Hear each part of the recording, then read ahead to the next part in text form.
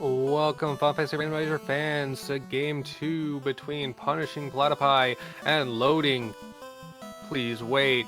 Now, for the Summer Co-op 2023 tournament, my name is Stephen Hawk. With me in the booth today, we have Maddie with our tracker duo of Wild Ham and Dark Moon. Dark Moon doing our restreaming as well.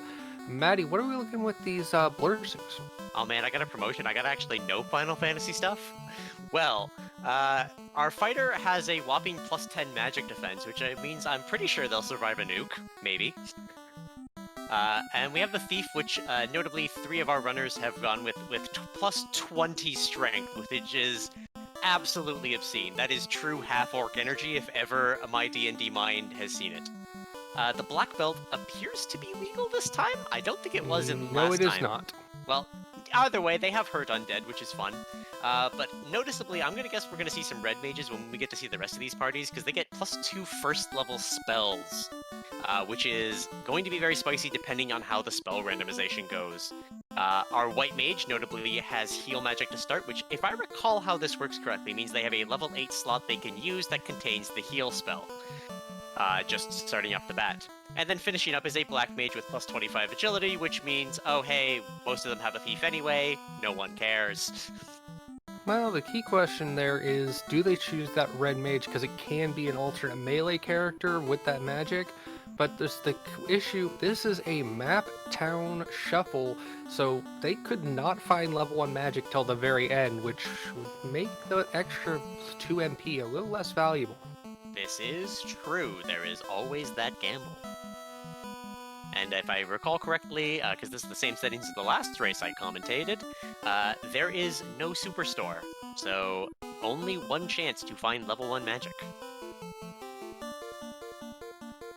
Indeedly do. They have to go back and find where they found the cities if they want to stock up on magic post-promotion for their Thief, Centaur fighters.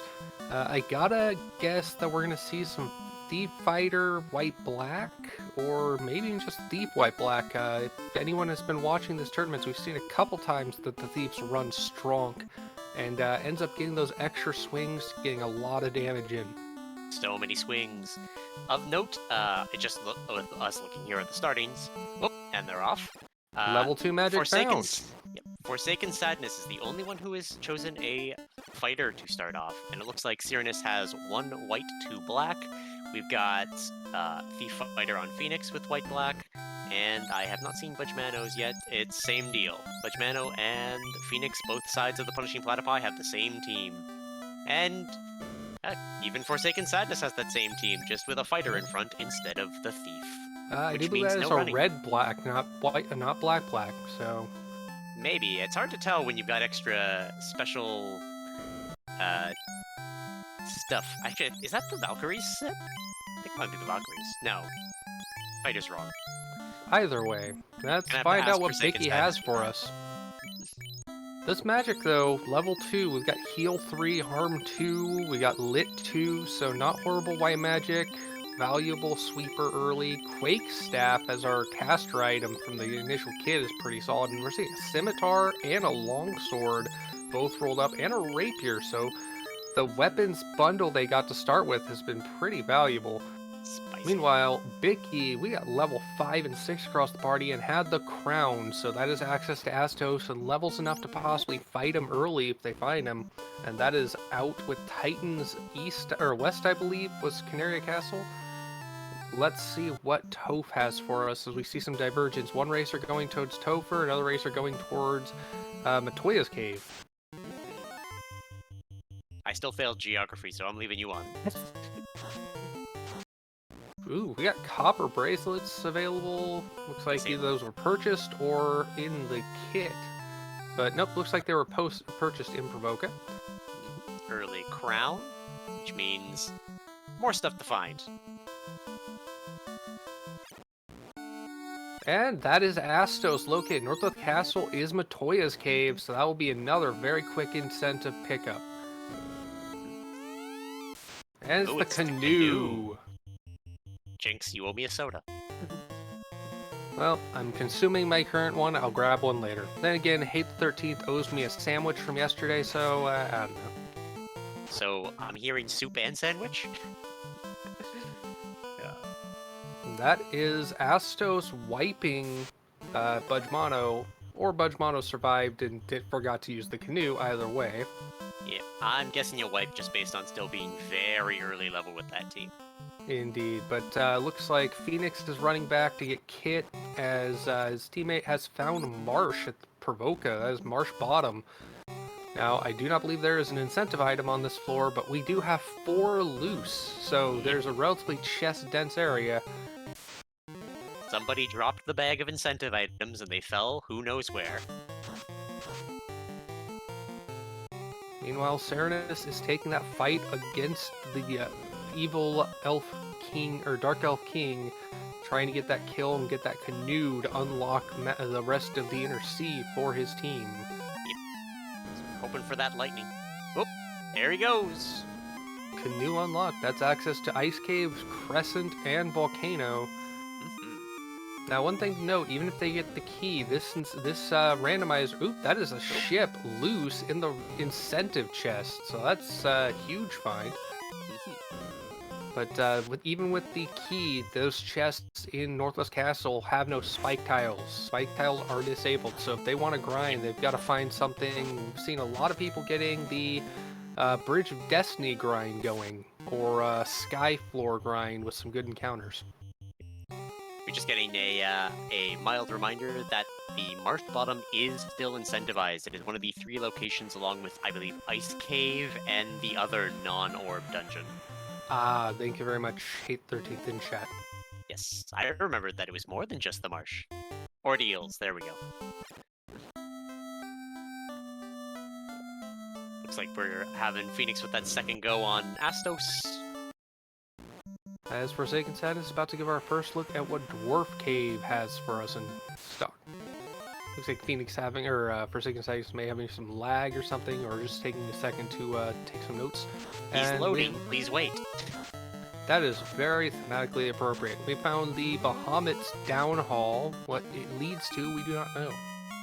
Oh, we'll find out in probably less than a minute, I'd say.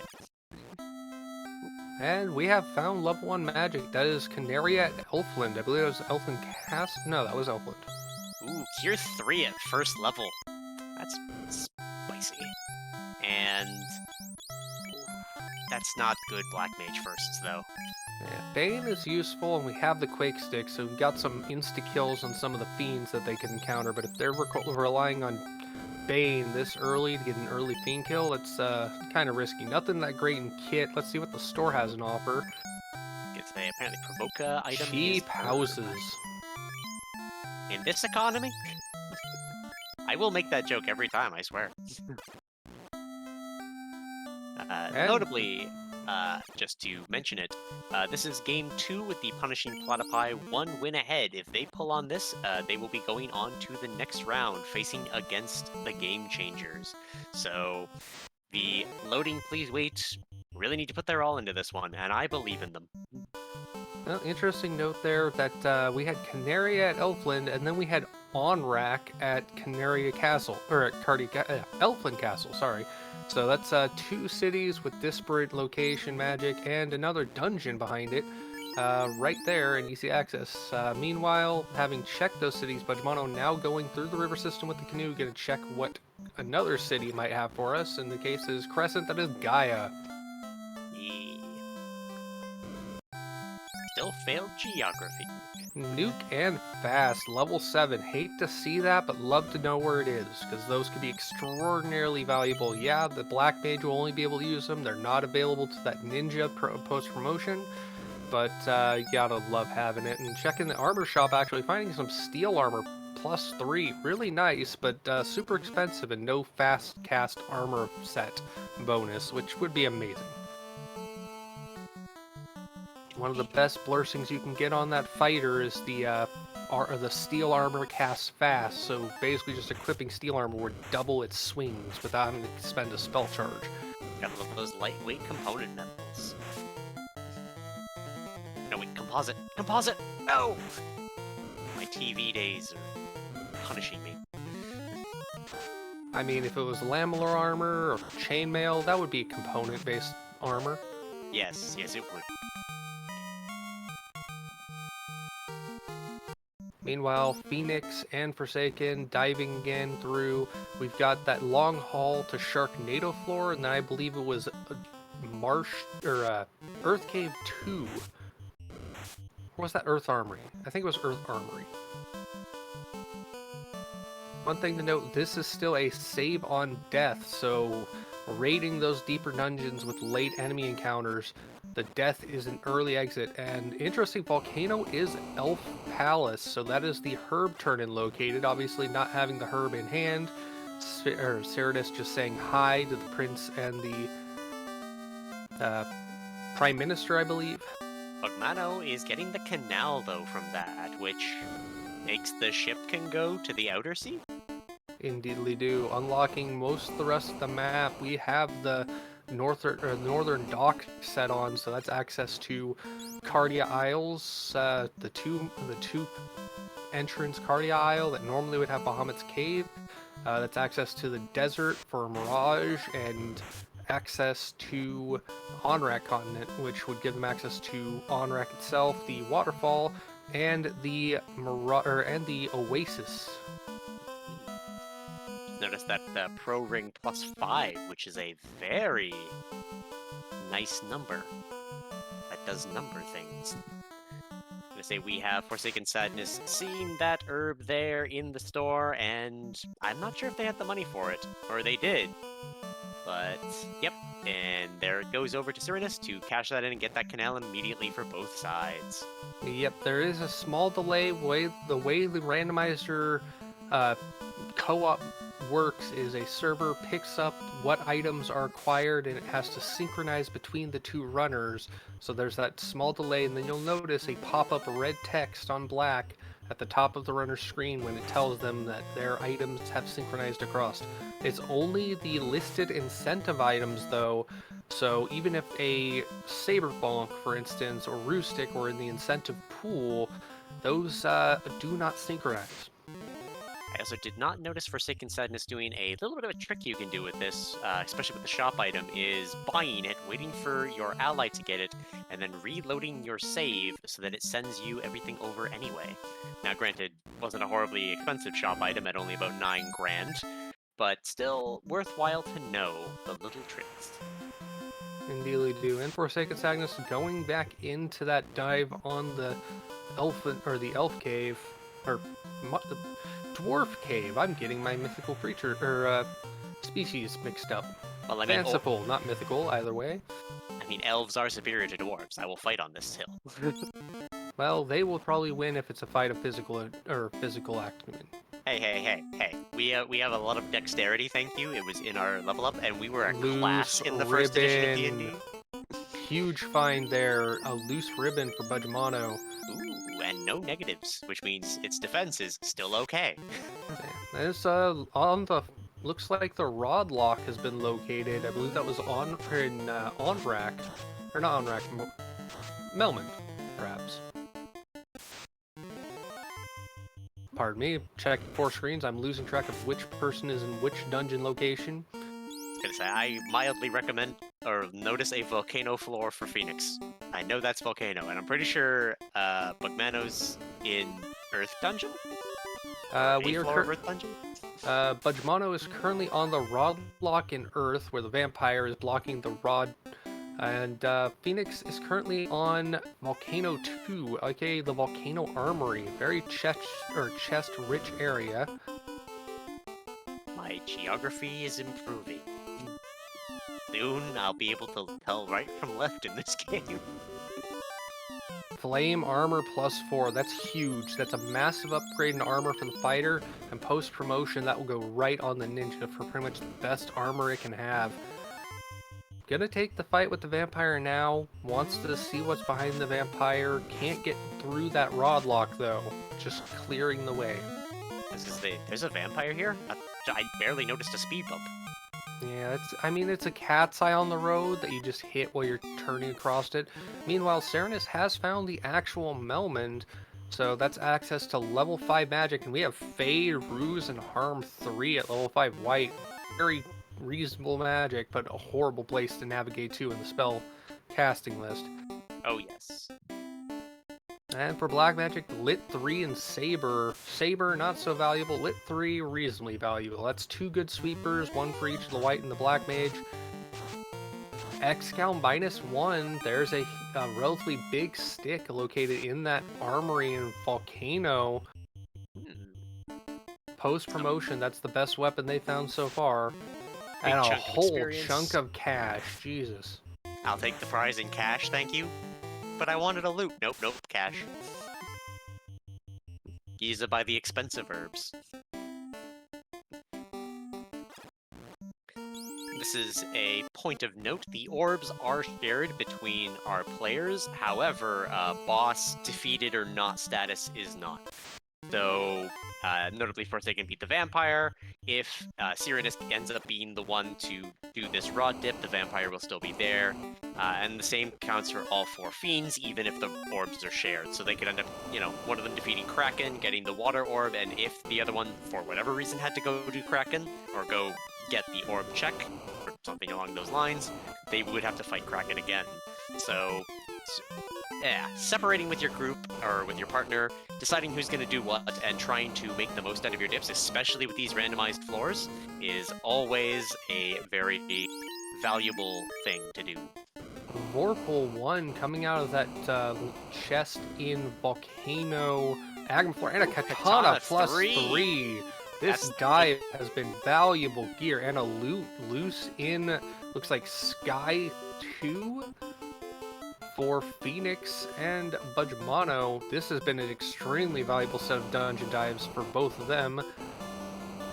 They're loaded with goods. I wonder if... And a slab on the same floor, actually in the incentive chest there in Sky.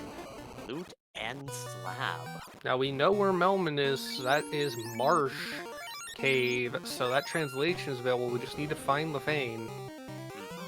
It's definitely something I'd have one of them pick up before anything else. I believe the translation also goes over. Wah, wah, we have Floater found. It was in the linked chest on Marsh 2.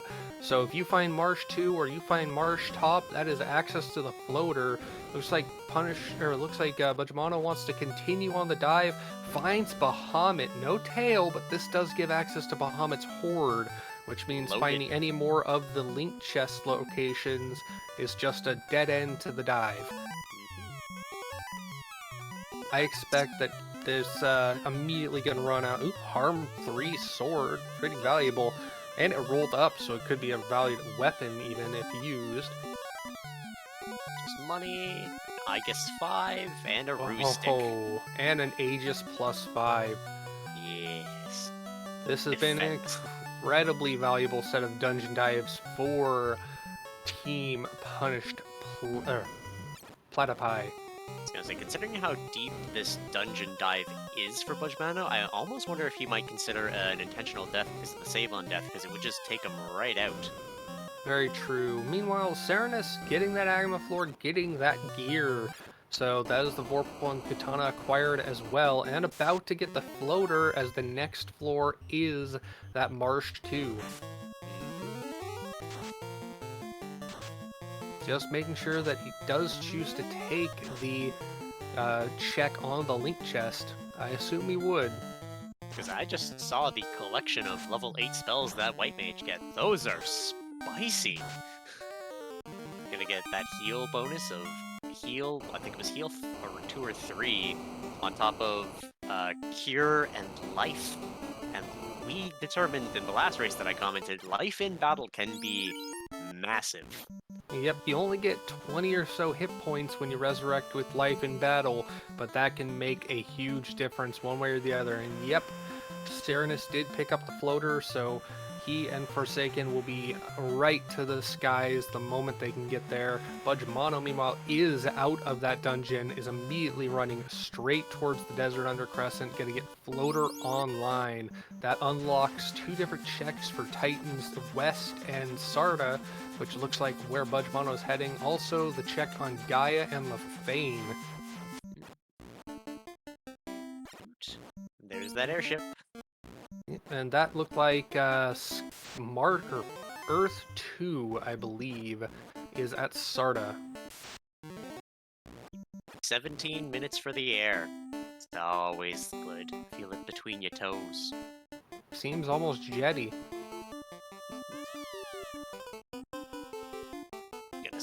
Only about 6 chests on this floor, I believe, but we've seen some incredibly good gear come out of incredibly random locations, like an Invis shirt. Excellent evade stack abilities with a Roo stick and an Invis shirt available to our runners.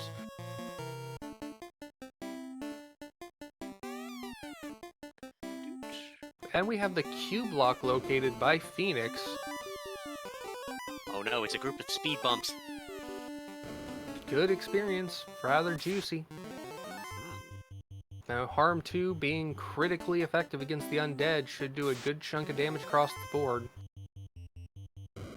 Love what it still gives the Terminated because they're a boss. Cash money, level 16. But the good level. Which, if I recall, is about, like, the ideal if you want to, like, mix out stuff for using your tail. If they had one. In general, level 15 is where you'd want to promote, because at level or above level 15 you start getting charges on the fighter and the thief post promotion.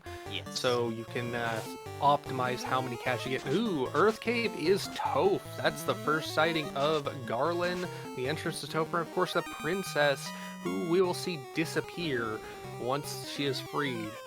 So that is Marsh. How many dead Garlands? Yeah. Well, you were saying about the not synchronized boss defeated. This is something that's not synchronized, so I assume Serenus is going to get this kill on, or try and get this kill on Garland. That was a thunderific Garland kill on the party. But if Serenus or Forsaken are the ones that deal with Garland and unlock the princess to get that pickup, they would have to, their teammate would have to face Garland to get past the princess to get to Topher. So that's where that really comes into note. That's the loot picked up out of the sky as well as the slab for Forsaken. And now we're going to have a chance to see on Budmano's side. Looks like, that is the EF. No, that is left side C1 or C2 for Budmano at Titan West. The Thunder isn't one of those damage spells like Nuke, is it? No, but it is one of the most powerful. It is the most powerful elemental spell that you can cast. That is Slimes with Trance. Metal Slimes are juice experience, though. Trance, Gaze. That's a dirty pack.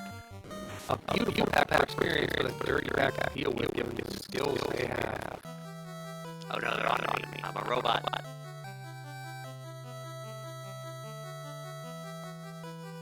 I always believe that those. That is Sardis Cave located. We've got another incentive item in the translated slab for Phoenix. So once they find Lefane, Punishing Platypi will be able to get that incentive item, and that is the Oxyale, which accesses that Honorak dungeon. We know where Honorak is, down by Elfland. So that's another quick check from where they are at. So you see in those level 5 white mage spells, the good ones, and the level 5 black mage spells, which are terrible. Lit 3 is the only acceptable one. We agree, Phoenix. Well, Lit 3 is great and all, especially if you see the Sea Shrine, and I hope Budmano's saved, because we know what this Garland has. Oh yes. And that 200 hit points on the White Mage and the Thief is not enough to survive it. Also something to note, Phoenix noticing this is our second spotting of Titan's Tunnel, so Budmano gets right through that. Garland wins the damage race. However, these bats refuse to let him out. Oh, the bat block. And he has to wait because that bat blocks and unblock. Yep, there, backs out. Okay. 3 chests here that can get not having the key. Opal -1. Oh. Ooh, Phoenix finding the princess and the king's location. Unfortunately, not being the one who beat Garland, the princess will not be there. So he can let his teammate know. He looks like he wants to get that item from the king either way. So that is the tail. That is promotion available with knowledge of where Bahamut is. I have no doubt that Phoenix is going to go immediately promote, and Budmano will promote after he gets the item from the princess. Yep, especially with Budgemano right on the overworld right now. It's a perfect opportunity to just detour there, get that extra bit of power, make up for the rest of the run. Yeah. Well, looks like proximity-wise, Bahamut was closer to where Budgemano was, so both racers are going to go and promote before Budgemano goes up and gets that item from the princess. A perfectly valid option. And we have our first sighting of mermaids over by Forsaken Sadness. Will Forsaken Sadness do his duty and carbonate bubbles? Yeah. She owns an excellent soda company. We gotta make sure that she lives up to her dream.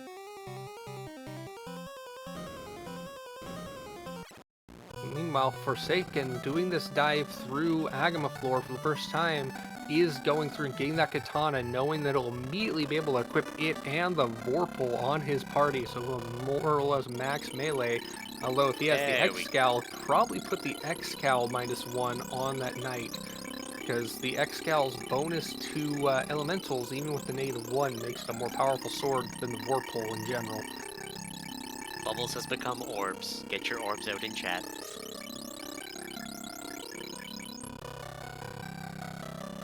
That is promotion and equipment move for Budgemano on his way out. Meanwhile, Phoenix is only about a floor away.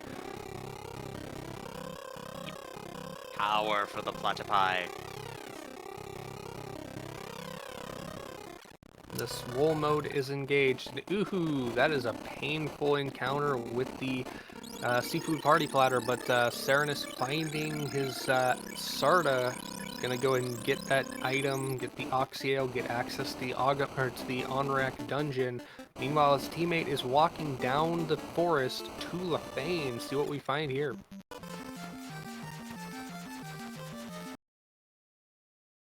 It is Carrie's floor. That is the first sighting of a fiend so far this race, and with these levels and this equipment, I would not doubt that Forsaken is going to go ahead and try and get our first orb lit. Meanwhile, Budgemano going ahead and getting the princess's item for his team. That is the crystal. That is a check available when we finally find the Witch Matoya. And we got a beeline right for Carrie.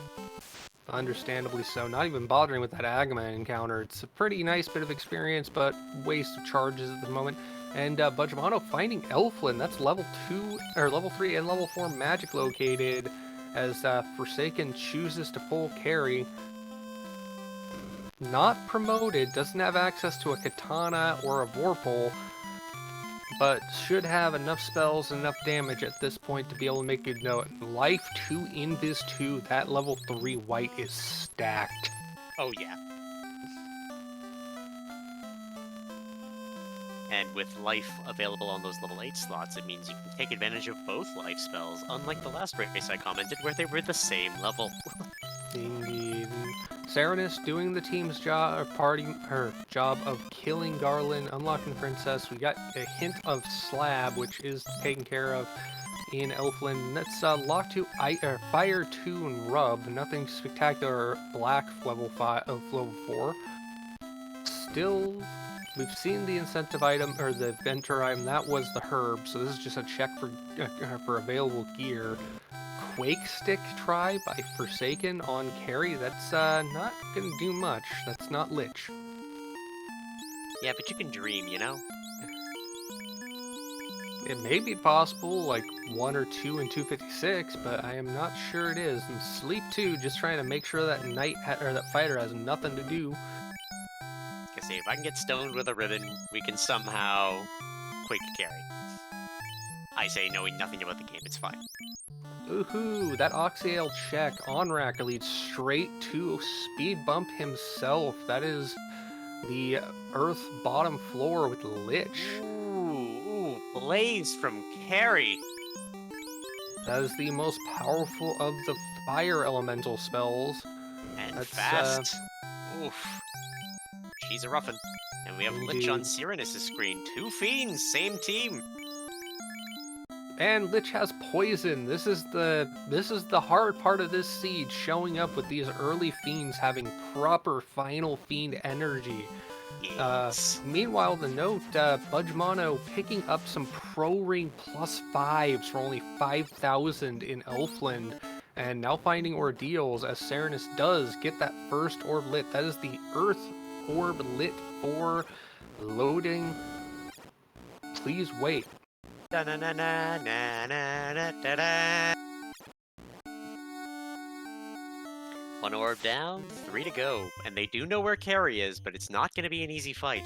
Indeed we do. Now, looks like first pillar was not the right pillar because it took right back to the start, and we do not have access to warp, so this is a loop as many times as loop can be made. Get your pillar choice in chat. I'm usually going with third pillar, but it looks like second pillar. Nope, second pillar was not it. Do we have third pillar? Yep, third pillar takes us to a split we have not been to, so that was a third pillar. Meanwhile, Forsaken Sadness found Lefane is waiting for Serenus to have translated, and for that translation to propagate. It may already have, and you might just be waiting there without it. Nope, there it goes. There it is. And it's a ribbon. That's an incentive ribbon located. Very huge find. Most likely to see Serenus beeline it to Lefane to get that as they pick up the incentive items from the princess and the king. And Ordeals has been navigated by Budgemano. And Phoenix finally picking up that nuke and fast. And our third ribbon located along with a fire shield. This Ordeals is value heaven.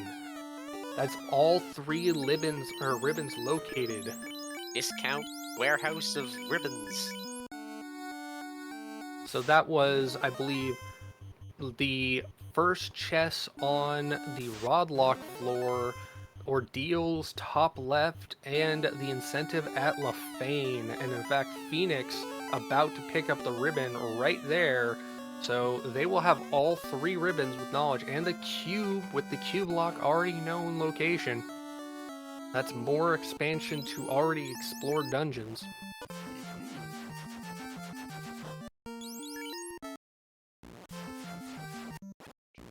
I'd say at this point, indeed, I would say that at this point, Punished Platypi does have something of an exploration and promotion lead. With their gear equipped, they should be able to plow through more of these dungeons sooner. Although the knowledge of where those fiends are and having a fiend taken out already could be good value for Serenus and Forsaken Sadness. The question is, they seem to have grabbed the tail. How long to get that promotion and Josko take that carry down? Well, Forsaken Sadness is on the dive towards Bahamut right now. Also going to get that Vorpal, and Katana, yep, on his way right now to get that. Yep. The good stuff. Meanwhile, greater than less than 4 for Budgemano, checking what's there as his teammate is finally diving that on-rack dungeon. Gonna go ahead and deal with a speed bump and even up the orb count. Invis Axe. Whoa, Budgemano picks... Oh, Budgemano did pick that up. I thought he left it. So that is another caster item for Invis Stacks. These are getting juicy. Serenus picking up some pro rings as well. Fasts and swings. That promoted ninja doing 300 plus damage. Poison not enough to kill the party. 350 damage coming out of the night. Fade comes out 115. This is a thick lich. This speed bump can mess with your suspension if you hit it too hard too fast, but Phoenix has enough mass, just carries him right over, absorbs the hits, and there is an even orb count, earth for each side. Meanwhile, his teammate Budgemano has found the ice cave loop. There is an incentive item in one of the ice cave floors. I don't remember which one it is. At this point, they'd really love to see the key, but I don't think it'll be it. We still haven't seen dwarves, and we still have the TNT and the adamant loose, so... Ooh, second katana. Gonna leave that one there. Haven't already got one on that ninja. Plus 3 katana is sweet to see, but you don't need 2 of them in a party that only has 1 ninja. Legendary swords did not roll on any of our party members, so no one that shouldn't be able to wield it can wield it. Alright, we'll fast forward to Final Fantasy III and let them dual wield. Well, I believe that was on FF2, at least on the remakes I played for the Dawn of Souls, I believe it was, for the GBA. And Phoenix finds Kraken's floor. This is our third fiend found, and it is the Punch Master Mark I himself. Or herself, I should say. Is Kraken a girl? Yes, the only male fiend canonically is Lich. Huh. I mean, Carrie makes sense, Tiamat makes sense. Didn't know about Kraken. Indeedly do. The more you know. Someone get the that sound effect on. We'll get the stars going. Ooh, interesting. Serenus hadn't gone to promotion, hadn't dove that Agama floor, did not get the katana. So it was like, oh, sweet, I found a katana for myself. Obviously gonna have to go that way anyways to promote, and his teammate most definitely told him about it, but saves him one box to check, I guess. Oh, yes. Locke coming out trying to limit that Kraken's ability to do damage, and Viz 2 coming out to try and evade or allow for evasion. Kraken missing the punt too. I'm a jinx it, but so far we've seen 3 first fiends, and none of them have that shuffled in nuke. I'm just saying, we could have a very fun Topher at the end of this. Oh yeah, I mean the final 4 fiends the final 4 fiends, Chaos and Warmech, have all the nukes and nuclears and other spells mixed between them. So these final fiends could be incredibly brutal. Meanwhile, a dungeon dive for Budgemono found the rod in ice. So that's access to the rod lock, which we know is here in Melmond. And boom, bada boom, we have a dead octopus monster squid thingy queen of the seas with the water orb lit. That's 2 orbs for the punishing Platypi. Budgemono going to get that rod lock checked as Phoenix now out going towards the waterfall. Serenus, meanwhile, about to get the rod for his team as Forsaken Sadness is doing some level 5 magic pickup with his promoted party. Humming in anticipation. Got a small lead on the left side, but depending on how Topher goes, as we determined last time I was commentating the race, anything could happen, and we've seen no big stop gates yet, which means we're doomed.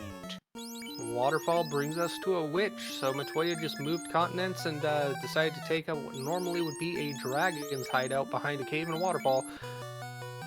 What does the witch have? Small dragon. Ooh, the key! Well, that's, needed. Very much true. Doesn't unlock any special tiles to grind on, but unlocks more chests to get and unlocks the door in Topher. We have the loot, we have the key. We are just missing a Sky Fiend, and that is Go mode unlocked. Very early, potentially, but we still have plenty of entrances left to find. Looks like Budgemono gonna go ahead and use that key to check those locked chests in Toph, as Serenus going toward heals and Forsaken deciding whether or not they want to take on Carrie, choosing to do so. Now promoted with much better gear, this should go a lot better. Oh yeah. Get a little bit of that fireproof vest on, you'll be fine. Ooh, a Bane plus 5. Not a horrible bit of weaponry, but I mean, it's a caster item. There's no reason not to use it. Yeah, just hit him with a stick, it's fine. Ooh, interesting. Right. Choosing that over the swords he had available. Not choosing the Vorpal, going with the Bane for raw power. Let's see. Settling on these spells. So I'm wondering if in Forsaken's first visit, that Black Mage may have run out of spells. And that was why the Quakes were attempted, even though pointless, because what's your other option? Giving him a little bit of a wet slap? Well, given the number of spells that he actually has on his casters, not having a lot of different options, it's possible he ran out of charges.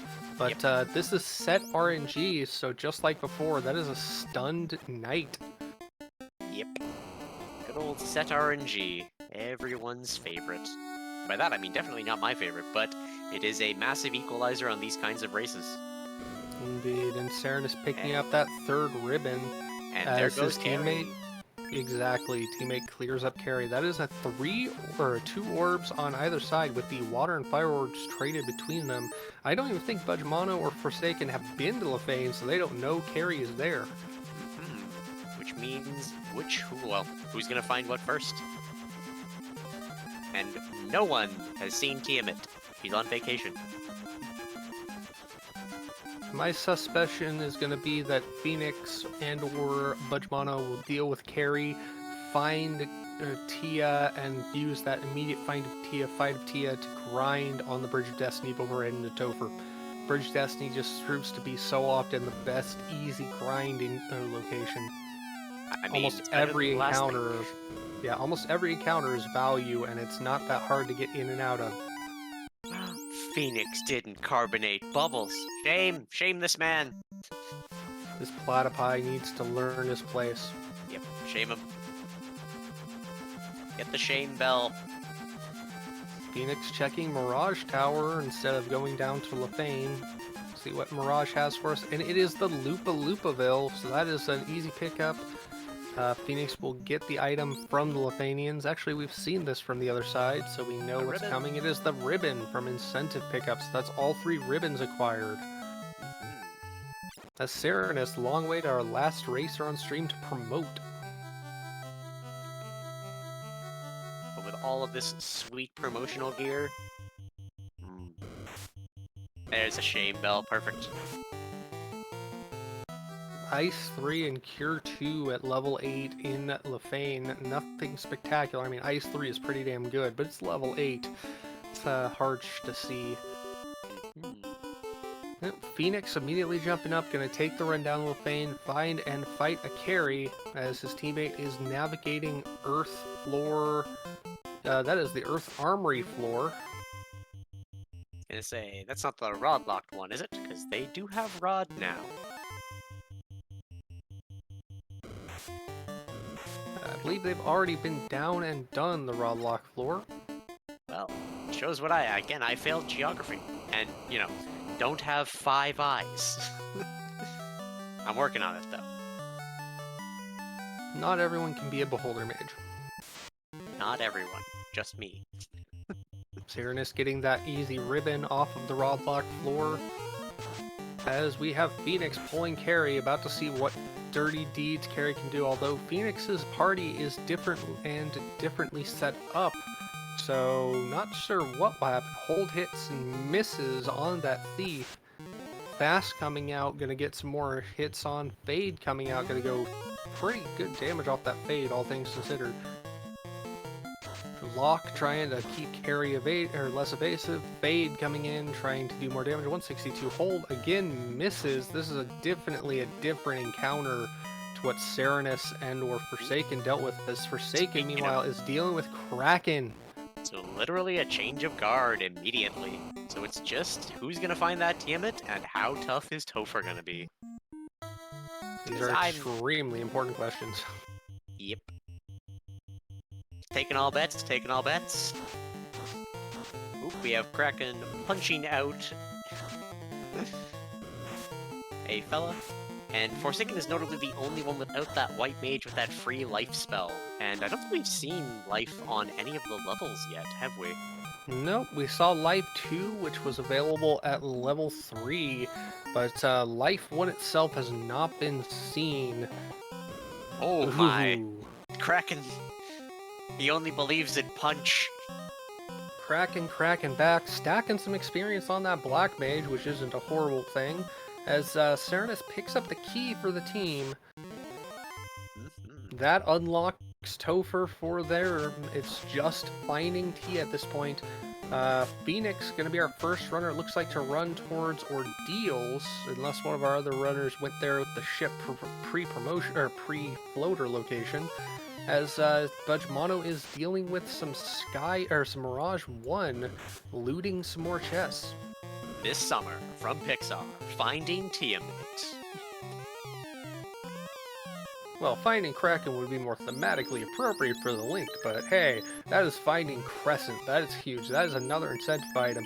We've still got the bottle with the we know where Gaia is. We still have the Adamant, the TNT, the ruby, which we know where Titans is. That's more chests to find. There it is. Level 6 Crescent has our life spell along with Harm 4. Well, it's not the worst spell level to get. Not a lot of casts, but you don't really need it with life. You generally just need 1 or 2. Very true. I was gonna say, notably, I think the main thing we need right now in terms of our runners is that chime, and that ruby, obviously, opening an additional pathway, which with the randomized entrances, could be anything. Even a new boat. What? I mean, why do you take the boat? Like, you could take the box, because, I mean, the box could be anything. There could even be a boat in the box. I know, right? We'll take the box. And then the box is a mimic, and you just shake your head. Should have known. And Budmono finding our first split. We have C-split. Wow. Ooh, and his teammate finding some blue stake on the way back from Ordeals. That's Crescent Lake. Gonna take that fight, get some levels. Lost the white mage, but hey, that's still some experience for the 3 members that stayed alive. I mean, what is white mage experience but a luxury, right? Well, for that fight, the white mage was the blade of health, so go with the blade of meat shield strategy. Phoenix stopping to consider. As his teammate is going through that Q block and seeing what's behind it.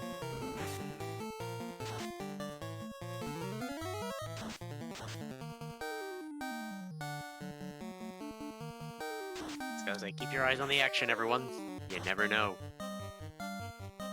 Phoenix remembering that we had both sightings of Titans. It was Northwest Castle and Canaria Castle, so he just chose whichever one was closest to him. And so far, gold, gold, gold, and a heal pot. That is a pretty solid womp. Yep. It's a premium heal pot. And the CC's Gambit floor of Sky 3 located by by his teammate, Budmono. Checking that right side 6-pack. Still looking for one loose item here. Opal 3 and a Rune +4. That's some excellent gear. Best caster armor you can get, and a pretty dang potent sword. Is that Dragon +5 or -5? I missed it.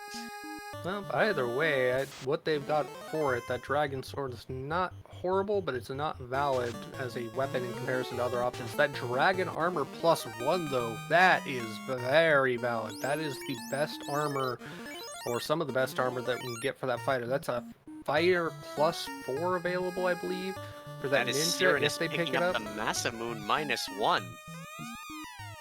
Boom, shakalaka. That is a big stick to throw in the hands of a fighter. The Katana +3, though, is still pretty much the best sword I think they've got for that ninja. I think the only thing better for a fighter would be a good rolled Excalibur. Yep, and we know the Excalibur rolled down one. Aww. I mean, so did Masamune, so, like, it evens out. True. Looks like we have Marsh Split coming behind that C Split for Budmono. So we've got some deep and left. Ooh, we have found dwarves. Sadly, not finding the TNT or the adamant just yet, but Phoenix is going to run down to Dwarf's bottom to check the armory as his teammate has located the waterfall. Going to take a green D. Very good experience coming off that encounter. Better in Topher where you can find a 4-pack of them. But hopefully going to find the adamant or TNT here. Gonna pick up a fire sword, nothing good. Just a whole lot of money.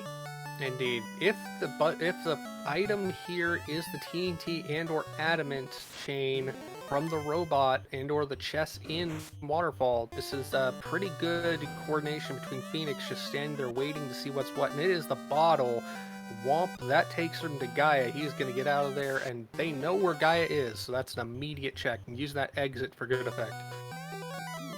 So, at this point, it's just TNT and adamant. Those aren't really needed for anything behind that bottle.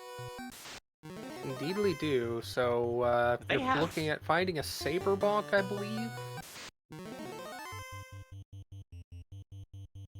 Ooh, level 8 Temper. Definitely a nice thing to have, but that's more level 8 magic. Yeah, it's rough. What does the fairy have beneath the water? It is the TNT. So right back to to Ice Cave, which is dwarves, it looks like.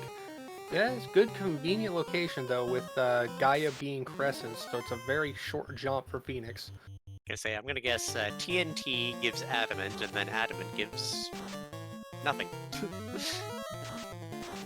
Because we are one incentive item down. I do believe it is Lazy Dwarfs into Saberbonk at this point, because we've seen the Ruse Stick, we've seen the Vorpal. I believe the Saberbonk is the other item in the incentive pool. As you do, and it is one of the ones that will not be sent over, so... The good news is that is literally the first thing into the waterfall, or to Ice Cave. So the dwarves are just in the river system instead of in their normal location. Just thematically, dwarves in caves. They wanted a better irrigation system to go for their indoor crops. They were playing way too much Minecraft. Woot, woot, woot, woot, woot. Alert! Serenus has found Tia! That is our final fiend located, and they are in go mode. They do not need that Saberbonk. They do not need any more incentive items. This is huge. Yes. It's not going to be an easy fight. If the others can catch up in Topher, then that could mean a massive difference, but having that head start of who knows how long will make a huge difference. Indeed, as Serenus is trying to get that final orb lit, going with the Bane kill. Ooh, huge value. That is all 4 orbs lit. Phoenix on the other side is going through ordeals to get that 3rd ribbon out of that top left chest location. Serenus now gonna try and think, where does he want to go? Does he want to get some grinding done? Does he need to find some incentive items or pickups? Looks like, nope, Serenus is going straight into Topher. Considering what I heard of the last race, where it was a 20-minute difference in favoring of the punishing Platypi, I do not blame it. If you can make an attempt and at least get the knowledge information for your ally while they're going and doing other stuff, that is valuable. That said, it seems Serenus has changed his mind on it. Wants to go elsewhere. Probably get some magic or some potions, just supplies in general. Could be. Or wants to get some incentive. Well, looks like more magic. Straight to magic.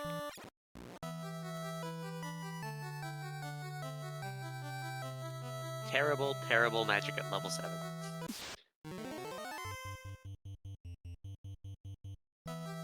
If I remember correctly, Budgemano is about to find Tia on that other side of the sea split under the sea, so we will be in dueling go modes only minutes apart as the team of loading please wait is getting geared up and ready, picking up Nuke for Serenus and picking up some other spells for Forsaken Sadness.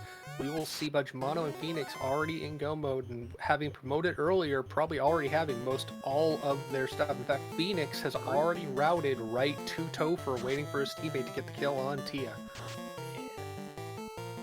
Alright everyone, on edges of your seats. I will not accept any butts touching the back. Only fronts.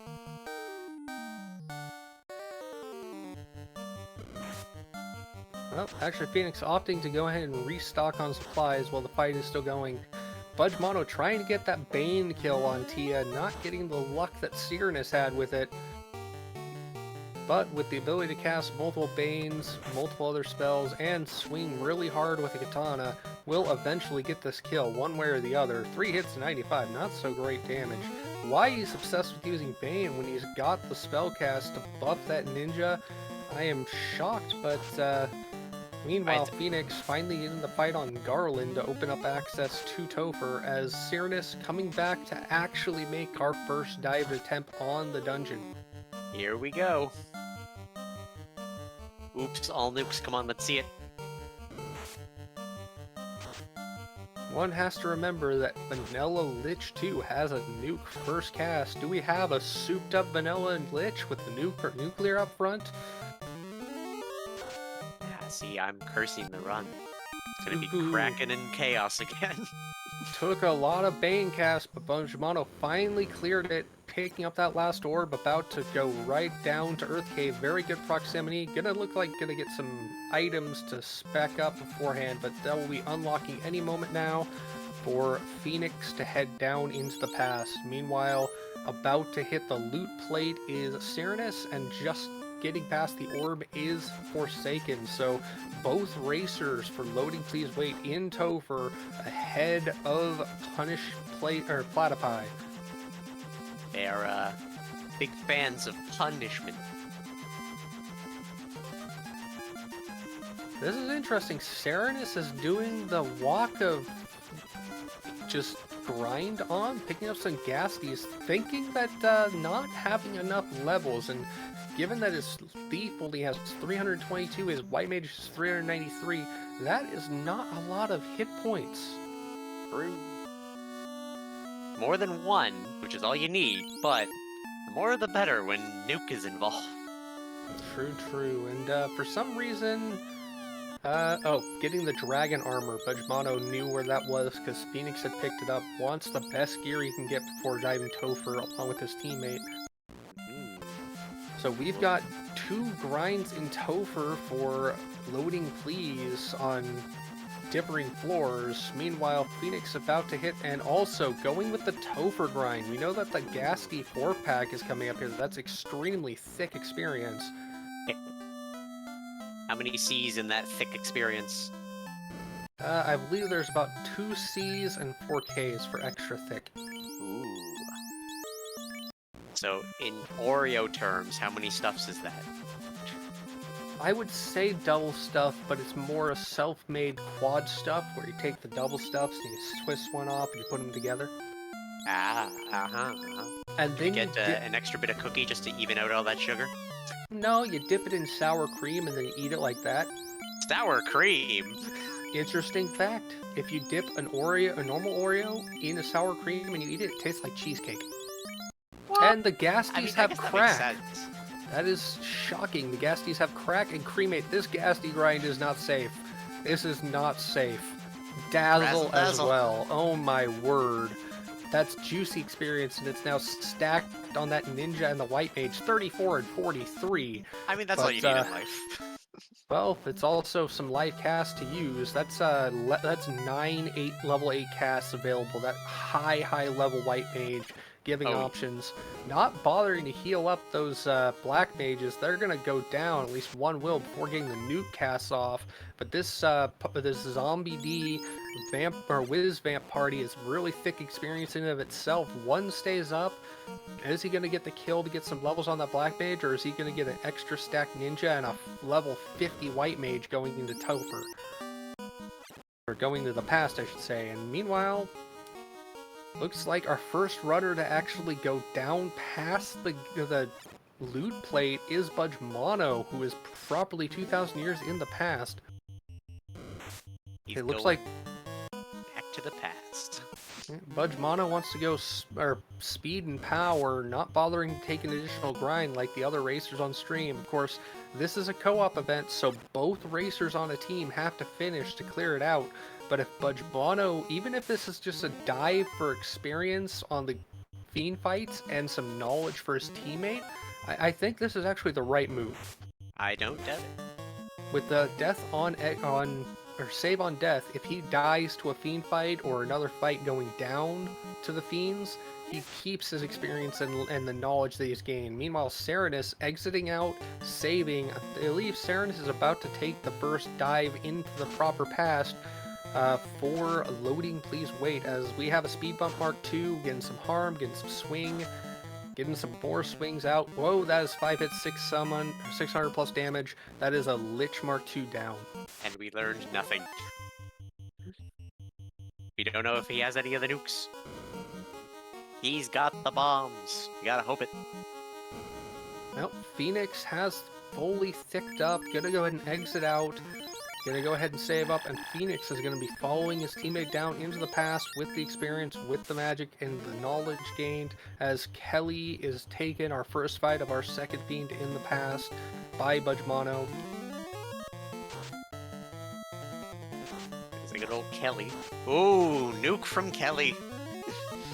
That ninja up by 7 hit points, getting the fast on it. Hopefully the ninja survives, because I'm expecting Cure 3 or 4 coming out immediately. Gonna use that level 1 Cure 3, not wanting to waste those life charge options on level 8. Doing some damage, 350, gonna 10 hits, 990. See, this is the thing. A katana plus 3 on a ninja who's With high 20 enough level strength. and has plus 20 strength is a massive, massive weapon to use. Bullied confirmed. Gotta say, we have team loading, please wait, still grinding, and with these first two fiends, well, A, carry with nuke, but not much health. This could be, well, a sub 1 hour. Very Depends true. on how these next two go. I am somewhat shocked that they are continuing the grind. I thought they would exit out and save. Actually, Serenus is going for the walking grind, has gone down into the pass just behind Phoenix, as Budgemano is our first one to continue with the beat finds, going ruse, going fast, move that ninja down to the second slot, gonna invis up on top of the ruse stick cast. This is a stack on that ninja as the primary swing action for damage against this Kraken. 130 from the Knight, only 500 from that Thief. Gonna cure it up, gonna get some Lit 2 action for the Black Mage, saving the buffs for other encounters and just switching it to swing, cure, and cast. I was gonna say, we still didn't see what that Lich had in terms of spells, so we could see very late nukes. Very true. Carry for one of the, 4 that are in the rotation for their shuffle? 4 nukes, 4 nuclears.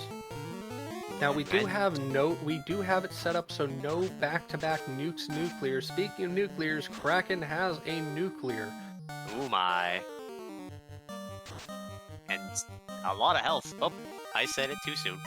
7 hits for 610 plus gets the kill on Kraken, and that is all the way down to Tia floor for Budgemano, the leader in the race, as Trance Metal Slimes are harassing Forsaken Sadness, as his teammate has taken the fight in with Kraken 2, or Carry 2, and Phoenix also on Carry 2. So the duo of Budgemano and Phoenix are technically ahead in overall progress. Let's see how the Nuki carry does for both of these these runners. Now see, this is the time to ask a question, but when it comes to Garland, does he have the same spells every time you see him? The Garland fights will use the same spells every time. There will be 8 of them because we have the Garland Chaos Party Pack. And each Garland will only ever cast that spell or swing that way. It's quite hilarious how it works, and it wastes a lot of time if you don't nuke or wipe the board of all the Garlands before going after Chaos. Well, I guess I should clarify my question on this one, and that is, our original Garland fight had Thunder.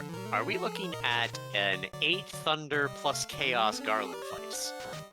I believe not. I believe just like the Fiend refights, they are separate from the original instances as far as their spell lists and abilities. Dark Moon says yes. You know what? I'm going to go with Dark Moon. Probably has much more experience and knowledge of this seed set than I do. Meanwhile, pleases me.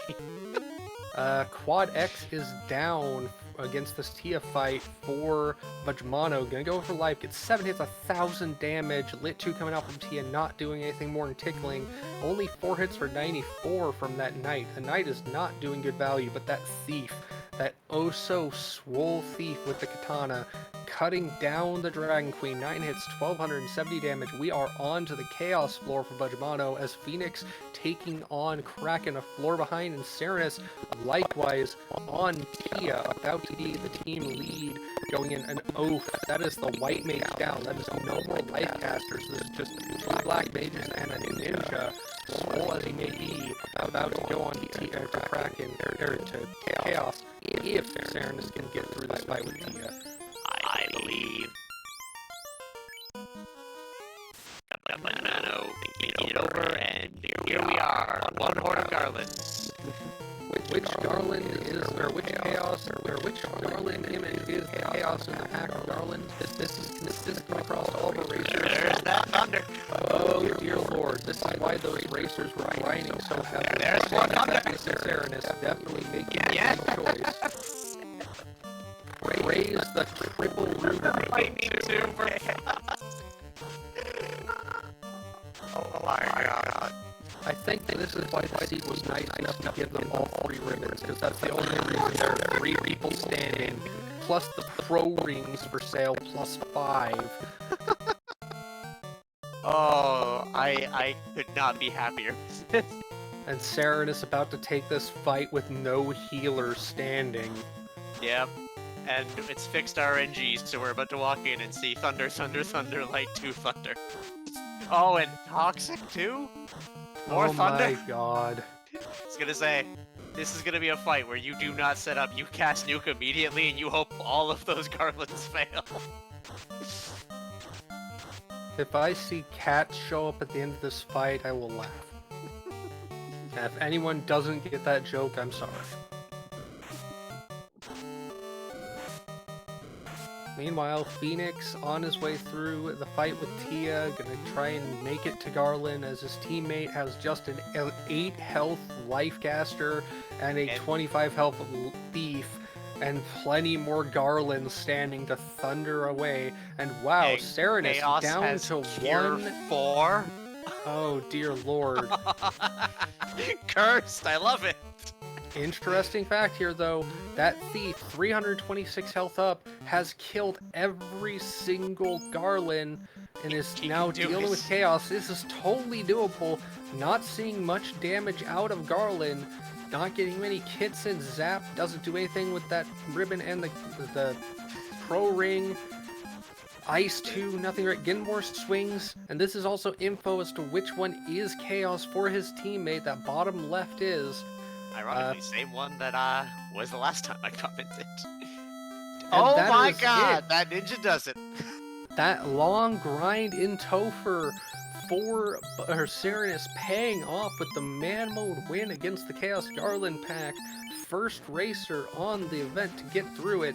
Meanwhile, Phoenix, going through that fight, has all his party members up as Budgemana went to get some restock before trying to re-dive the fight. Nuke gets off from the Black Mage, takes care of all the Garlands. This is going to be a Phoenix kill on Chaos, almost assuredly based on what we saw from Chaos himself. Yep. Say with the full team up and available instead of a deceased White Mage, I think they should be fine. Indeedly do. Meanwhile, Forsaken Sadness, the second racer on the team for Loading Please, dealing with Carry 2, has all of his party members up and a lot of experience gained from that longer Topher grind. I would not be shocked to see if Forsaken Sadness can make it all the way to Chaos and take the victory, but hey, this is still an incredibly brutal Topher. We have no guarantees. Yep. It really depends on where the cures are in that Chaos's fight cycle. Interesting thing to note, we have not seen a lot of unrunnables in this Topher. I guess the unrunnables were traded for just straight up brutal fiend fights. And, you know, 8 Thunders. Thunder, thunder, thunder! Thunder Garland, oh! You know what, that's gonna be my team name when I go, Thunder Garlands. I approve. Forsaken Sadness on the Kraken 4, about to encounter the Water Fiend yet again. Has the fighter up front with the ninja backed off for safety. Just going straight up swings. Ooh, 500 plus to that thief. That hurt pretty hard. Gonna stack up on that knight. Garland, or Chaos using Bane, takes the White Caster out. This fight has been going on a lot longer than I would expect. 7 hits, 1300. Oh yes, of course, the Cure 4 came out, resetting Chaos's hit points. That would explain. Meanwhile, Lich 2 goes down for his teammate.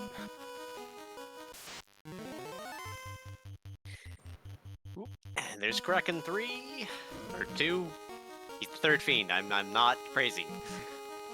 And that is it. That is a Phoenix victory against Chaos. Both teams down to their final runner in the fiend fights. Forsaken Sadness down a party member in this fight, heading towards to Tia. Meanwhile, Kelly doing nuke damage, taking the thief out for the fast cascade. That is a harsh encounter. with those nukes from Kelly. Will we see a fast kill or a kill through onto Tia to get Forsaken Sadness onto that Chaos Garland fight? Or will we see a very painful Tia fight leading to a catch-up by Budgemono, who just lost his Black Mage? Ooh, this is gonna be interesting. Like I said, people, edge and zip your seats. I expect butt prints on them. Get a nice groove in there. Oof, Budgemono choosing to buff up the Knight rather than use this life in battle to bring up his party members, making it work. That is some XP on that Knight and the White Mage. Gonna go with life up the party, continue. Meanwhile, Lit 3 coming out, getting some swings in from the party. Tia punching, not doing critical damage. 5 hits coming in for 500 or for 200 some damage, 130 from that relatively weak rolled Fade. Gonna go with Fast, gonna go with Temper. Spread up the buffs, 6 hits, 302. Temper coming onto the Knight, Fast coming onto the Ninja. 400 off that 6 hits. Ooh, that Black Mage does not go down. That's a good thing to see. Oh, gonna go ahead and wait. Just use the buffs that he wants. Fire 3 coming out. That's gonna probably... Oh, Ribbons keeping that Black Mage alive. 12 hits for 500.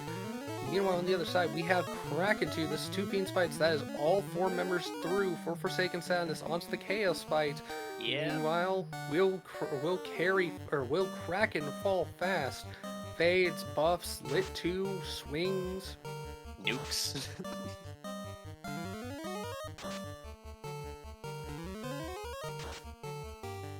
All the action, everything coming down to the fights in Topher with these brutal refights of the Fiends. As I said, I warned you about Fiends, bro. That is a swing down. One Fiend separates these 2 racers, all 4 members up on both parties, choosing how to set those equipment up. Get the Ruse Stick moved up, checking to make sure that the ribbon is on the melee character that you want to keep up as your primary warrior. It's kind of a waste to give a ribbon to a party member that's ablative, or that could be considered ablative and not useful. Interesting choice. Gonna put the ninja at the front of the party, not focusing the ninja as the primary melee at that point, I would assume. Meanwhile, Budgemono also has the ninja up front in that fight against Tia 2, still going with Invis. Gonna say, I'm not sure Cyrenus saw the massive amount of thunder. Yep, nope, we've got a fast cast here. This could be rough. Yep, looks like Forsaken nope, changed mine to the nuke. I'm guessing got that message last second. Yeah, does focus fight, or the swing by BBBB onto the Garland, or to the Chaos in the bottom left, so gonna go ahead and try and swing at it early, but that nuke hopefully comes out and wipes the rest of these Thundering Garlands. What is a nuke down a red 5 mage. thunders? Nuke comes out, does not kill all the Garlands. That is dear. brutal turnover. There's 2 more. Swings 5 hits, 450. 5 hits, 110. But there's another Thunder from one of the Garlands that survived. And that's Man Mode against Toxic, against Swing. 310 hit points, still focusing. Does he switch? He's going to Ruse. Cure 4 comes out. I was gonna say, just with the Thunders alone, I'd probably be trying to get those Garlands down, because just the raw damage they can put out with that is obscene. Now, the thing is that we have set and counter. If the parties were similar, the same spells chart would be running, so he knew that he could wait, do some evasion buffs, not worry about those Garlands that survived. But it looks like he's going to switch over, and there's Thunder coming back out from those Garlands. Wants to kill those Garlands before focusing on Chaos, or at least kill one of them, it seems. Ooh. Toxic coming up, 75 hit points. This is coming down to the wire. Zap does nothing, gets the kill, but this is 75 hit points against the Garland we know can do stuff, and 2 hits for 2 damage. This is down. Oh. Alright. Will Budgemono have a good fight? It's now a 4 Fiend lead. Forsaken taking that knowledge and that experience with him back into the dungeon dive, rejiggering the ribbons as Budgemono gets everything set up, about to absorb a thunder load, or a shock load of thunders. It's a thunderstorm, it's fine. Just need a bunch of kites with keys on them. And there goes the Black Mage. Fade coming out for lack of a nuke. Gonna get some kills. 1, 2. Do we have a third? We have 3 kills on Garlands. Gets the swing out, 4 hits, a lot of damage. Ruse going on there, but Thunder's coming out. I would assume a heal 3 or another Fade, just choosing to get the kill rather than the rescue. Then Ruse sticks up, Fade comes out, hits all the remaining Garlands, doing solid damage to kill them off. No more Thunder threat, now in a position to go ahead and heal up. Continue the rusing for the evasion, continuing the buffs when available, choosing to life cast that Black Mage to get it back up. Cure 4 comes out for Chaos. Seeing that early is not a bad thing because it's an 8 spell list to get back there. If Chaos doesn't keep casting, that spell will not come up soon. Going to Saber up, having Rused up, wants to use that Ninja as the main melee character. Lit 2, a Tickle coming out, but enough to take care of that low life or health Black Mage.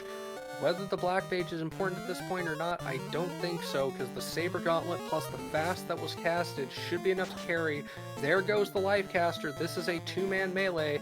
Life 2 on that Knight does not do anything, because Life 1 is enabled in battle, not Life 2. Switching up to just straight up swing strats, 140, 167, not enough damage to matter. Gonna keep on choosing to swing and Saber. Misses from all those Ruse stacks. Chaos not able to connect with that Ninja. More Saber. I'm gonna say, how much Saber before you hit max? I do not believe there is a statistical max, and if it is, it's a buffer overflow in the game engine. Gets some good damage, gets no good damage, gets an avoided hit, gets no good damage. This Chaos is not easy to crit, even with that Katana. Going for another swing, lit 3 this time, but still does tickle. 60 damage off 2 hits was that? That is not healthy. 3 hits. I do not think a fast came out from that Black Mage before it went down. That was why I thought he was getting him up. Yeah, this is a very dodgy Chaos, and whoop, that is the 8th spell rollover. 4 hits, that was a lot of damage, but not enough to keep the kill off, because we know this Chaos has over 4,000 hit points. Yep. 4,000 hit points in that Blizzard, which means this is a Bolt Beam fight, the Pokemon standard. Yep, getting good damage in now. We've seen several multi-hundred hits and even 1,000 hit coming out. That is a kill, oh, 780. There it is. GG's in chat, punishing. Platypi gets the win with Phoenix and Budge Mono. This is not an easy victory either. I wonder if we'll have them in for a bit of punishment. Meanwhile, loading please. It looks like Forsaken Sadness is going for a bit of a grind to get some more experience. At this point, we'll find out that the fight is over. But what does Forsaken Sadness choose to do? Oh, no, like Forsaken Sadness is continuing on. I think he wasn't taking a grind. I think he just went the wrong way coming out of that staircase. It happens. I mean, it's probably better than me at geography in this place. I'd be lost. Yeah, the craziest thing is when time travel floors loop back on each other, because you can get to that room on the left side of Lich's floor by going the different way once you get into Topher itself before you go down into the past through the loop plate. The map does not make contiguous sense. It's fine.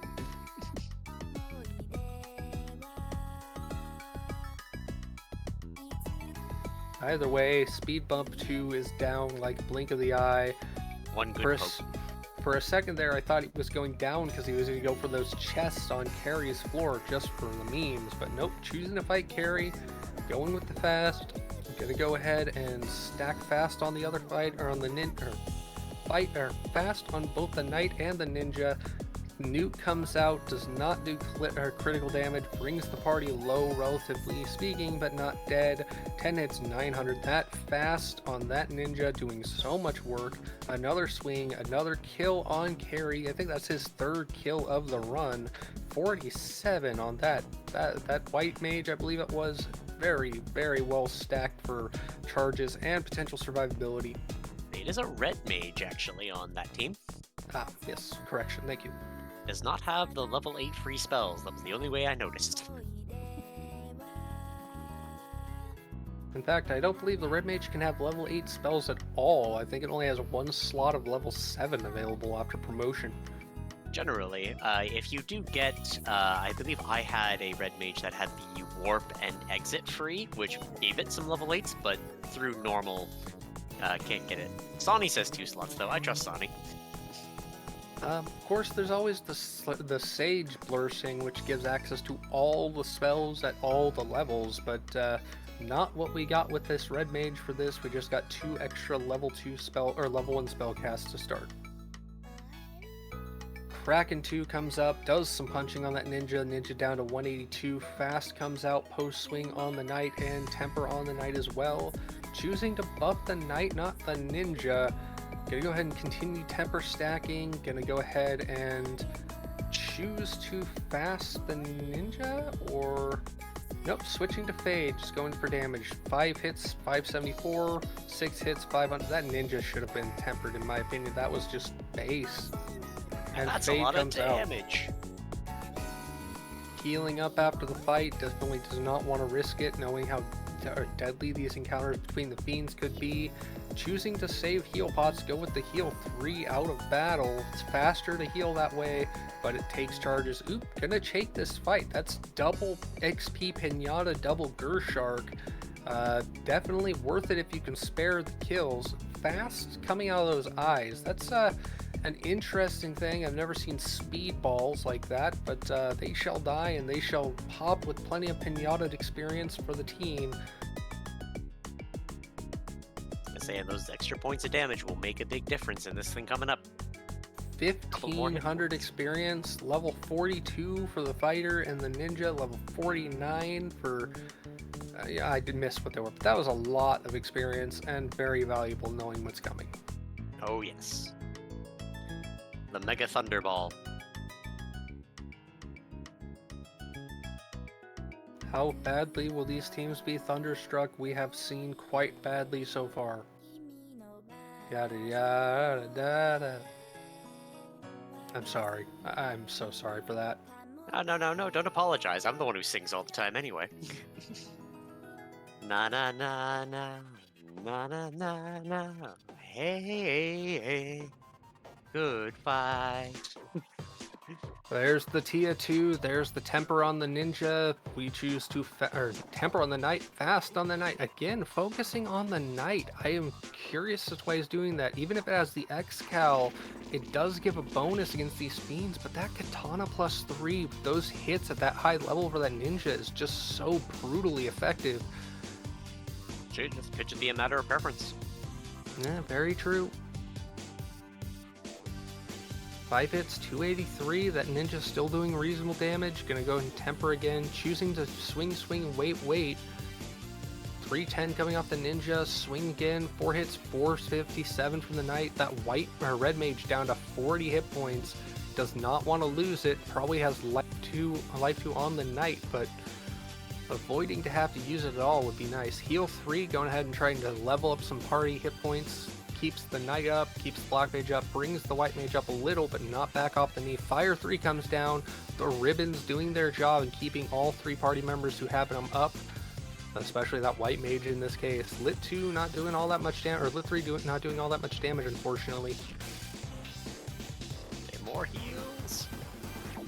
And that 5 hits from the Ninja does enough to kill Tia, and does not heal, and gets Iron Gulls immediately after. Gets away, immediately heals up. Even taking that extra step can be a worry. Those Iron Gulls are good experience, but they're also really brutally powerful. There's all of the heals done. Everyone's pretty toasty. There's a little bit of experience to go. Moving the Roo Stick down onto the Ninja. Gonna shuffle around the Ribbons. Oop, putting the Fast Gauntlet on the Ninja, making the Ninja potentially self-sufficient. Yep, Ribbon, Gold Bracelet, Fast Cast, and Ruse Cast item, and moving the Ninja to slot 3. I believe at this point, Forsaken Sadness, knowing that X-Cal does not do extra damage to Chaos, is going to focus on the fight with Chaos and use that Ninja as the primary. Gonna nuke. Not having any sweepers to use, gonna Ruse Stick up immediately.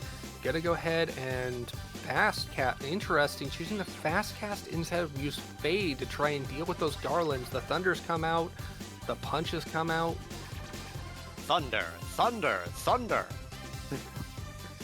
I must curse everything at these points. The Red Mage down. I don't think the Red Mage got the fast cast off. Obviously, having that fast cast item on the Ninja is big, but it did get rid of all but one Garland between the swings and the nuke. One more Thunder coming out takes the Black Mage out. That's the Temper Caster gone. That's not good.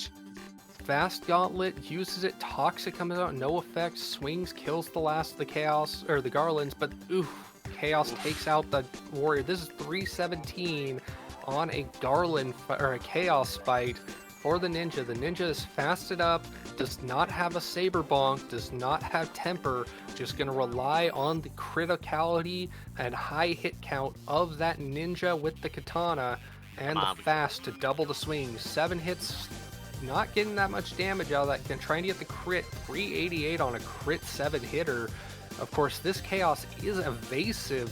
9 hits, 700, that's what we're looking for. I think this is in the bag, though. Indeed. I don't want to jinx it. I think this Chaos is about 50-50 cast to swing, but that swing gets it. That is GG finishing the race out for loading. Please wait is Forsaken Sadness at 1 hour, 23 minutes, 7 seconds. GG. All right, and let's get the runners in here.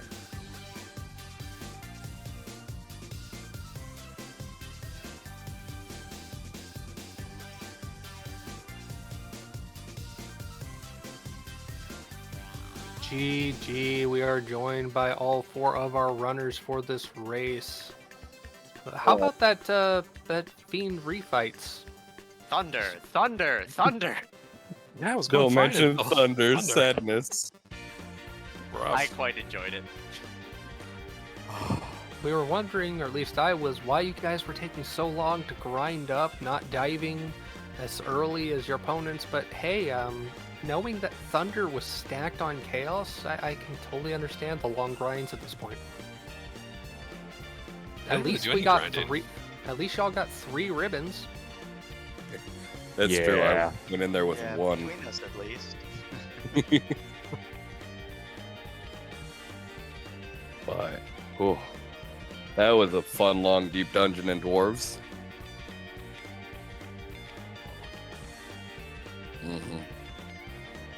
Did you have both splits in there?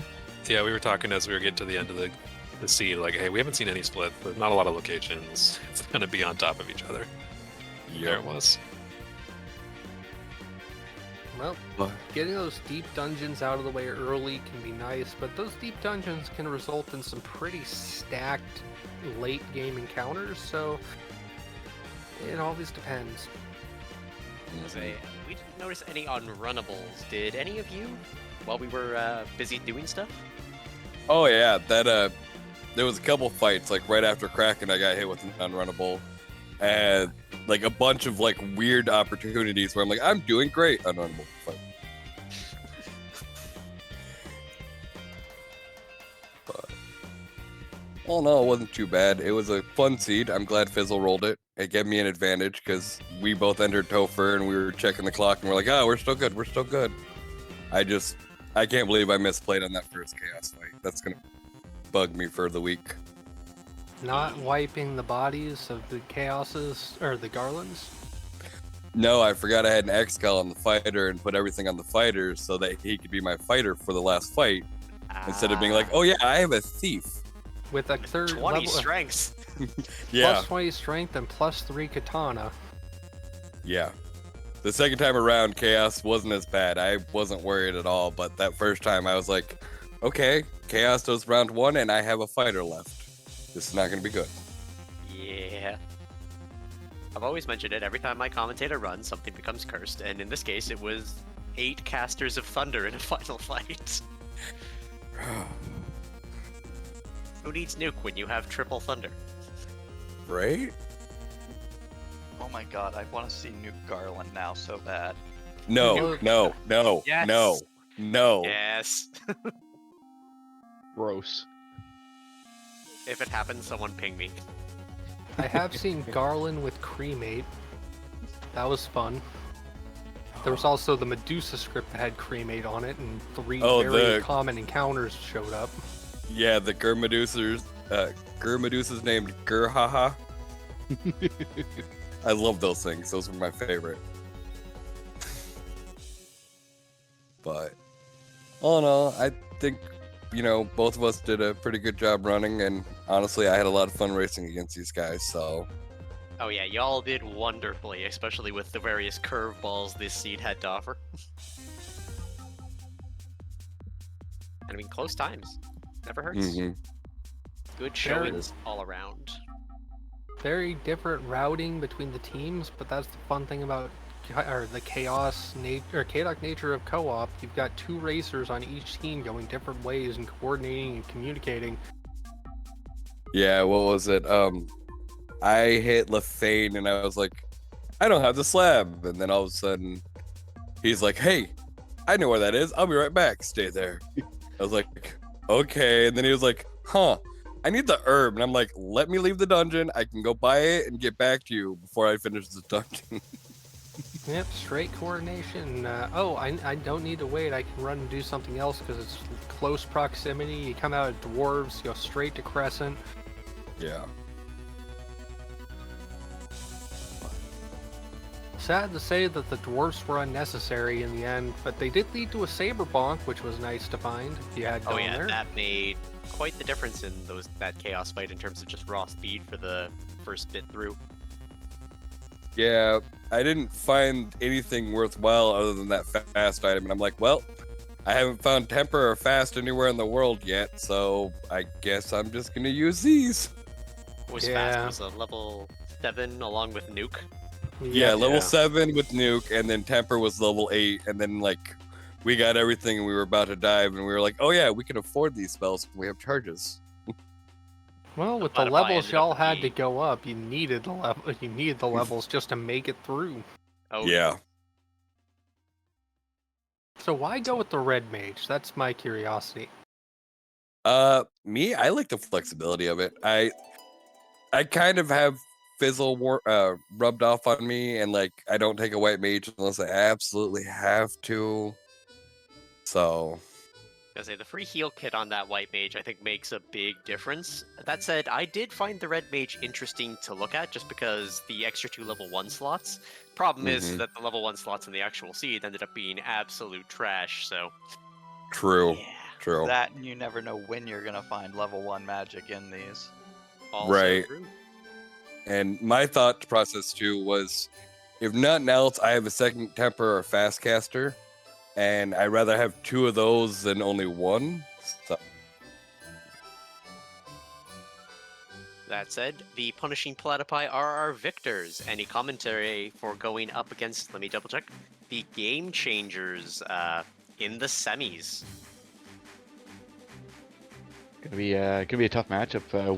Will Cleosis and Falconic are basically FFR royalty, and they've been doing this forever. So certainly we're a bit of the underdogs there, and we're gonna have to bring forward our best game. So, I believe in you. You handled the Thunderball. I believe in you. Yeah, it'll be an exciting matchup. It'll be fun to play against both of those guys. We'll have to catch lightning in a bottle. There's that punishment I was waiting for. Just play yourself like a lightning jar. That's it. We haven't been here too long. Any final words anyone wants to have before I think we Oh. wrap up? Looks like cheats or chat.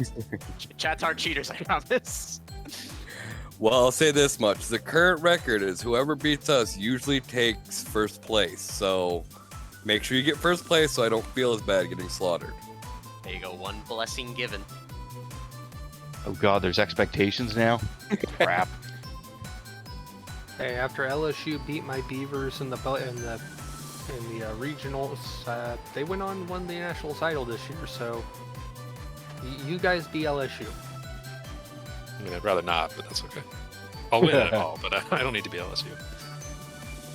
No, this was fun. It was 2 good races. They're both, pretty close, so it's fun. These are always fun to play the co-op seeds. So yeah. Also, thank everybody on the race team for getting together. I know it's kind of short notice this morning, but I do appreciate you guys here. It's fine. I got off D&D just in time. Why not talk? Talking is talking. Exactly. That said, I'm not sure when the next race is. It will be when the various semi-finalists have time to get together. But in terms of those matches, if you've been keeping up, that will be the Punishing Platypi versus the Game Changers in Semis 1, and the other one will be the Cold, the Hard, and the Hate versus Nuke Kids on the Block, who defeated Twilight over Melman, the last ones I commentated for.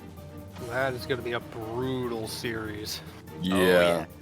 Look I forward wish you to it. guys, I wish you guys the best of luck. So,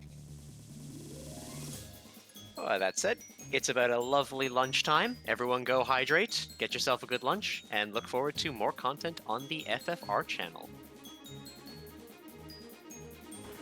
For anyone else, feel free if you're just joining us on the random, feel free to check out FinalFantasyRandomizer.com. Get into using the randomizer. All you need is the ROM, an internet connection, the ability to click next.